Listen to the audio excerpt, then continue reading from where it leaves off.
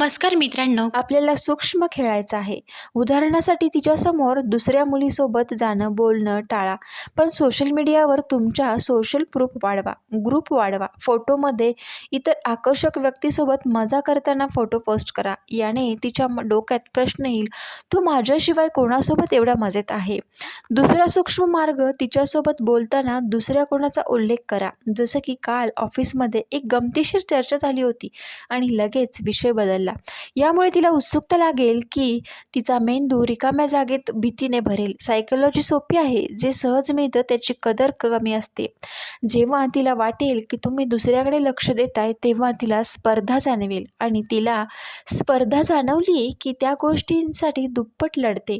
Number 2, नंतर तिच्या मनात थोडी उत्सुकता आणि अस्वस्थता निर्माण झाली आहे, पण आता या वेळ आहे पॉवर पूर्णपणे तुमच्या हातात घेण्याची.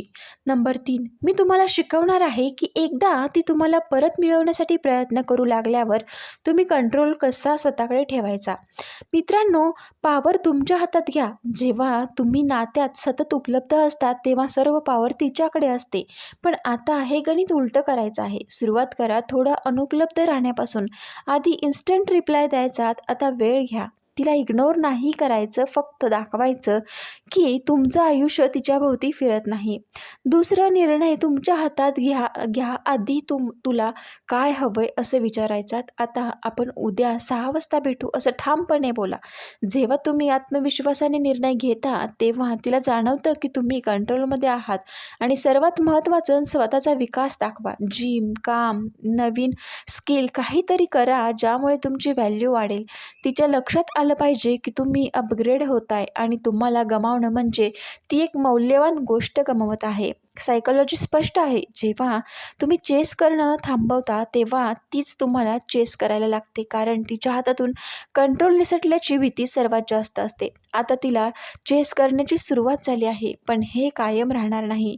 ट्रिक नंबर 4 मध्ये तुम्हाला मी दाखवणार आहे की कसा भावनिक, ज्यामुळे ती तुम्हाला कधीच विसरू शकणार नाही. ट्रिक नंबर 4, भावनिक आठवणी तयार करा. माणूस चेहरा आणि चॅट विसरतो, पण भावना नाही. भावना खूप वर्षांनीही तशाच राहतात.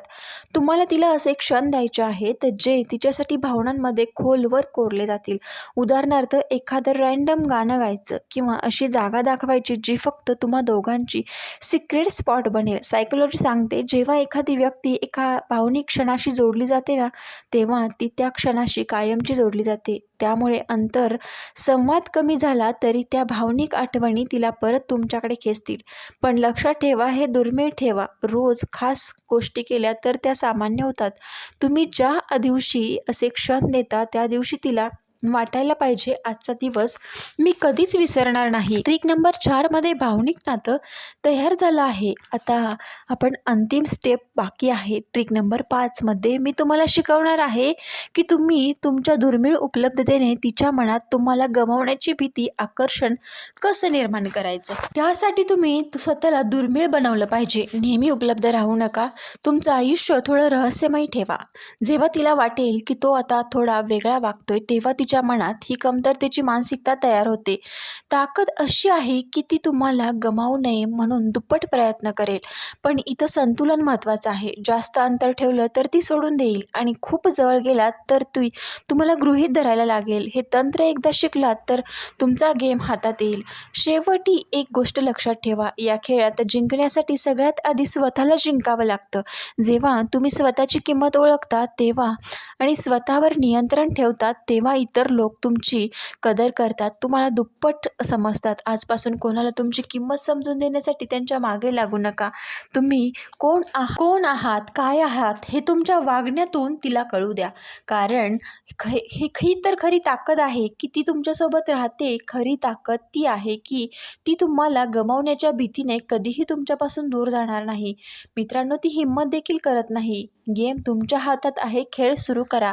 आणि आजचा व्हिडिओ आवडला असेल तर लाईक करा, शेअर करा आणि चॅनलला मात्र सबस्क्राईब करायला विसरू नका.